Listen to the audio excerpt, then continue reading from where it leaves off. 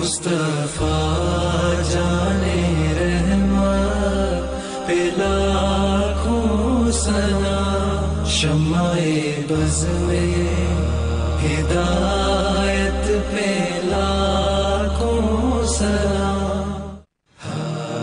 اعوذ باللہ من الشیطان الرجیم، بسم اللہ الرحمن الرحیم۔ ولما رأى المؤمنون العذاب قالوا هذا ما وعدنا الله ورسوله وصدق الله ورسوله وما زادهم إلا إيمانا وتسليما، صدق الله العظيم۔ رب اشرح لي صدري ويسر لي أمري واحلل عقدة من لساني يفقهوا قولي واجعل لي وزيرا من أهلي، آمين يا رب العالمين۔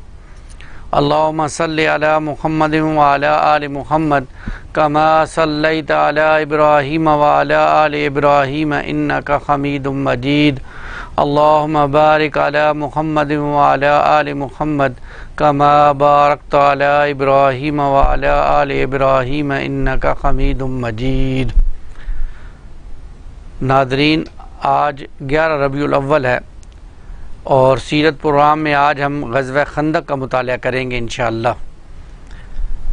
نبی پاک صلی اللہ علیہ وسلم احد کے جب جو شہید ہوئے تھے ان کو دفنانے اور دعا کے بعد مدینے واپس آئے تو راستے میں بنو دینار کی ایک خاتون آئیں جن کے شوہر، بھائی اور باپ اس جنگ میں شہید ہو گئے تھے۔ جب انہیں ان لوگوں کی شہادت کی خبر دی گئی تو پوچھنے لگی رسول اللہ کا کیا حکم ہے، یا رسول اللہ صلی اللہ علیہ وسلم کا کیا ہوا؟ لوگوں نے کہا آپ اللہ کے حکم سے جیسا تم چاہتی ہو ویسے ہی ہیں۔ خاتون نے کہا ذرا مجھے آپ کو دکھلا دو۔ لوگوں نے انہیں اشارے سے بتلایا۔ جب ان کی نظر آپ صلی اللہ علیہ وسلم پر پڑی تو بے ساختہ پکار اٹھی، کل مصیبت بعدک جلال۔ آپ صلی اللہ علیہ وسلم کو دیکھنے کے بعد ہر مصیبت کم ہے، معلوم نہیں ہوتی۔ مدینے پہنچ کر مسلمانوں نے ہنگامی حالات میں رات گزاری۔ زخم، تھکان اور غم و عالم نے انہیں چور کر رکھا تھا، پھر بھی وہ مدینے کو رات کو باہر پیدا دیتے رہے اور رسول اللہ صلی اللہ علیہ وسلم کی حفاظت پر متعین رہے۔ ادھر رسول اللہ صلی اللہ علیہ وسلم نے محسوس کیا کہ دشمن کی نقل و حرکت پر نظر رکھنا ضروری ہے تاکہ اگر وہ مدینے کی طرف دوبارہ واپس آئیں تو کھلے میدان ہی میں دو ہاتھ ان کے ساتھ کر لیے جائیں۔ چنانچہ صبح ہوتے ہی رسول اللہ صلی اللہ علیہ وسلم نے اعلان فرمایا کہ دشمن سے مقابلے کے لیے چلنا ہے اور صرف وہی آدمی ساتھ چل سکتے ہیں جو احد میں شریک ہوئے تھے۔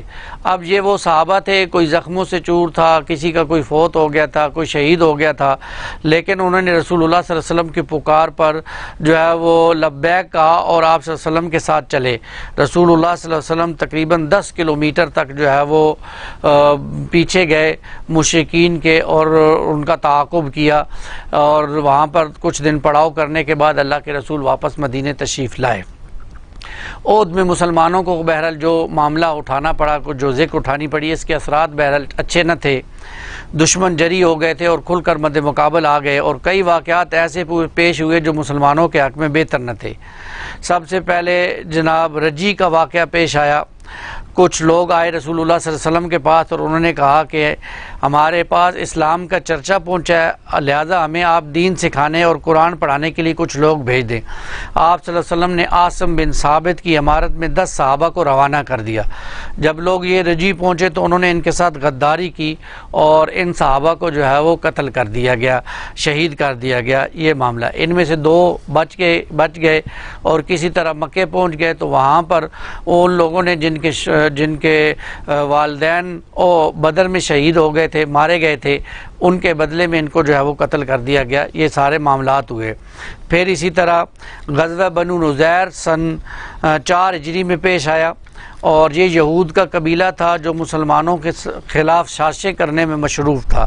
جب رسول اللہ صلی اللہ علیہ وسلم کو ان باتوں کا معلوم ہوا تو آپ صلی اللہ علیہ وسلم نے ان کے خلاف بھی کارروائی کری اور ان کو مدینے سے باہر نکال دیا گیا، اور انہیں یہ کہا گیا کہ جو تم ساتھ لے جا سکتے ہو وہ ساتھ لے کر چلے جاؤ، اور تم جو واپس اس کا مدینے میں نہیں آ سکتے۔ تو بہرحال یہ لوگ مدینے سے باہر چلے گئے۔ شوال سن 5 ہجری میں بہت اہم غزوہ ہوا، غزوہ خندق، اور رسول اللہ صلی اللہ علیہ وسلم نے کیونکہ جو حکیمانہ اقدامات کیے تھے ان کی بدولت ہر طرف امن و ایمان چھا گیا تھا۔ چنانچہ غزوہ بنو نذیر کے 1.5 سال تک کوئی قابل ذکر واقعہ پیش نہیں آیا، کوئی جنگ نہیں ہوئی، کوئی لڑائی نہیں ہوئی اور بڑا امن کا معاملہ رہا۔ لیکن جو یہود تھے ان کے بارے میں مسیح علیہ السلام نے کہا تھا سانپوں کی اولاد ہیں یہ، تو اور جیسے سانپ جو ہے وہ ہر وقت کسی کو ڈسنے کے معاملہ رہتا ہے، ایسے یہود بھی مسلمانوں کو ڈسنے کا معاملہ تھا، اور یہ اس وقت کے یہودیوں کو تو تھا ہی تھا۔ آج کے یہود بھی آپ دیکھ لیں تو مسلمانوں کو ہر وقت ڈسنے کے لیے تیار رہتے ہیں، اور اس وقت کے یہود مسلمانوں کو تکلیف پہنچاتے تھے، آج کے یہود بھی یہ چاہتے ہیں کہ مسلمان تکلیف میں رہیں۔ بہرحال انہوں نے دیکھا تو مسلمان چین کا سانس لے رہے ہیں، تو یہود کا ایک وفد مکے پہنچا اور قریش سے کہا کہ تم لوگ مسلمانوں پر حملہ کر دو، ہم تمہارا ساتھ دیں گے۔ اس اجتماع کی خبر جو ہے وہ رسول اللہ صلی اللہ علیہ وسلم کو بھی پہنچ گئی۔ چنانچہ رسول اللہ صلی اللہ علیہ وسلم نے صحابہ سے مشورہ کیا اور سیدنا سلمان فارسی رضی اللہ تعالیٰ عنہ نے کہا کہ ہمارے علاقے میں جب جنگ ہوتی ہے تو ہم لوگ دشمن سے حفاظت کے لیے خندق کھودتے تھے۔ یہ رائے رسول اللہ صلی اللہ علیہ وسلم نے پسند فرمائی۔ چنانچہ مدینے کے مشرق، مغرب اور جنوب تینوں اطراف میں چٹانیں تھیں، اس لیے صرف شمالی علاقے کے جو علاقہ تھا اس کے طرف رسول اللہ صلی اللہ علیہ وسلم نے کہا کہ اس جگہ پر جو ہے وہ خندق کھودی جائے۔ آپ صلی اللہ علیہ وسلم نے ہر 10 آدمیوں کو 40 ہاتھ خندق کھودنے کا کام سونپا اور خود بھی خندق کھودنے لگے، اور خود رسول اللہ صلی اللہ علیہ وسلم مٹی دھونے میں شریک تھے۔ لوگ رجز پڑھتے تو آپ صلی اللہ علیہ وسلم جواب دیتے، نیز آپ صلی اللہ علیہ وسلم رجز پڑھتے تو لوگ جواب دیتے۔ لوگوں نے خندق کھودنے میں بڑی مشقتیں برداشت کی، بالخصوص جاڑے اور بھوک کی شدت۔ چنانچہ ہتھیلی بھر جو لائے جاتے اور بو دینے والی چکنائی کے ساتھ کھانا بنایا جاتا، لوگ اسی کو کھا لیتے۔ یہ تکلیف تھی، حالانکہ حلق سے اس کا اترنا مشکل تھا، لیکن رسول اللہ صلی اللہ علیہ وسلم سے بھوک کی شکایت کی لوگوں نے کچھ، اور آپ صلی اللہ علیہ وسلم کے پاس تشریف لائے۔ یا رسول اللہ، اب تو کمر دوری ہو گئی ہے اور بھوک کی وجہ سے تو ہم نے اپنے پیٹ پر پتھر باندھ لیے۔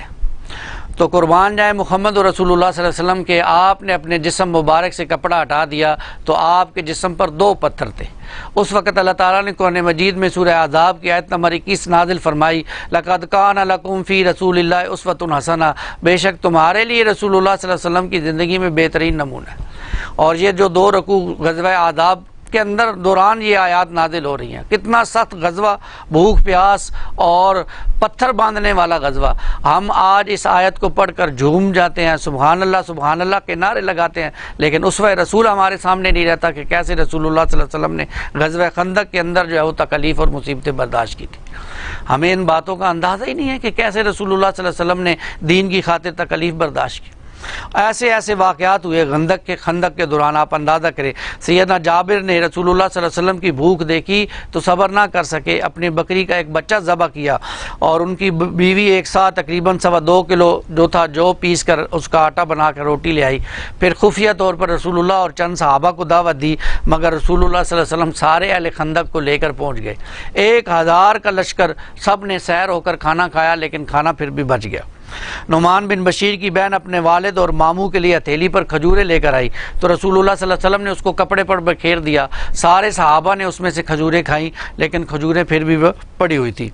خندق کی کھدائی کے دوران سیدنا جابر اور ساتھیوں کے حصے میں ایک سخت چٹان بھی آ گئی جس کو اکھیڑنا بہت مشکل ہو گیا تھا۔ رسول اللہ صلی اللہ علیہ وسلم نے نیچے اتر کر خود اس پر گدال ماری، ایک ضرب لگائی تو ایک ٹکڑا کٹ گیا۔ اللہ کے رسول نے فرمایا، اللہ اکبر، مجھے شام کی کنجیاں دے گئی، اس وقت اس کے سرخ محل میں دیکھ رہا ہوں۔ اس کے بعد آپ صلی اللہ علیہ وسلم نے دوسری ضرب لگائی اور فتح فارس کی خوشخبری سنائی۔ پھر آپ صلی اللہ علیہ وسلم نے تیسری ضرب لگائی اور فتح یمن کی خوشخبری سنائی اور پوری چٹان کٹ گئی۔ یہاں ذرا رک کے ذرا نوٹ کیجئے، رسول اللہ صلی اللہ علیہ وسلم، آپ صلی اللہ علیہ وسلم نے پورے اپنے ساتھیوں کے ساتھ مل کر خندق کھودنے میں ان کا ساتھ دیا، جہاں کہیں بھی پیچھے ہم نے پڑھا تھا بدر کے موقع پر بھی، پھر مسجد نبوی کی تعمیر میں بھی، یہاں بھی خود۔ تو لیڈر وہ ہوتا ہے جو اپنے ساتھیوں کے ساتھ مل کر کام کرتا ہے، ان کے ساتھ یہ نہیں کہ لیڈر صاحب تو علیحدہ کہیں بیٹھے ہوئے ہیں اور ان کے ساتھ آگے پیچھے 50 لوگ خدمت کے لیے ہیں اور نوجوان جو ہے اور جو باقی عوام ہے وہ خدمت میں لگے ہوئے ہیں، کام میں لگے ہوئے، نہیں۔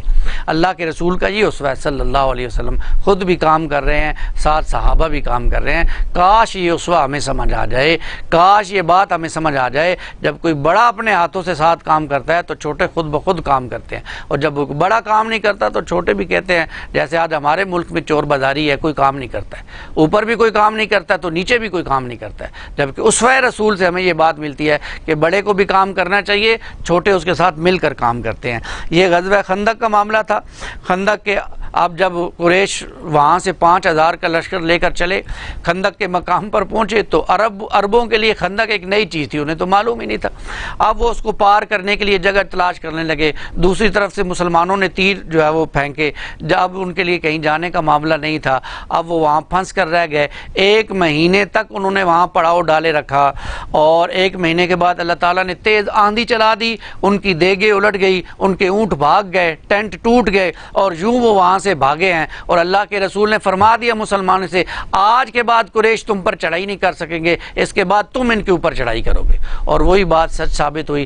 پھر قریش مسلمانوں پر کبھی بھی چڑھائی نہیں کر سکے، بلکہ مسلمانوں ہی نے چڑھائی کی۔ یہ ہیں وہ عظیمت والے لوگ جن کی سیرت کا میں اور آپ مطالعہ کر رہے ہیں۔ اللہ تعالیٰ مجھے اور آپ کو بھی سیرت رسول صلی اللہ علیہ وسلم سے ہمت اور حوصلہ نصیب فرمائے، ہم بھی دین کا کام کریں جس طرح صحابہ نے دین کا کام کیا۔ اللہ ہمیں اس کی توفیق عطا فرمائے، آمین یا رب العالمین۔ اقول قولی ھذا استغفر اللہ لی ولکم ولسائر المسلمین والمسلمات۔